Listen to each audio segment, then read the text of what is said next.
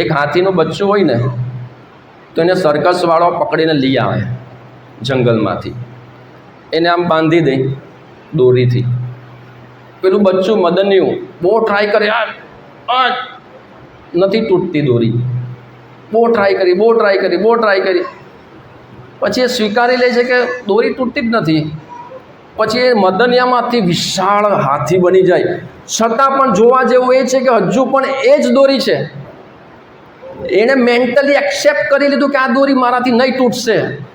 હવે તું મોટો થઈ ગયો, તારી પાસે કેપેબિલિટી છે, તોડ એ રસ્સીને. એ નથી તોડતો. એણે સ્વીકારી લીધું કે હવે મારાથી નહીં તૂટે. એક લાત મારે ને એવી હજારો રસ્સીઓ તૂટી જશે.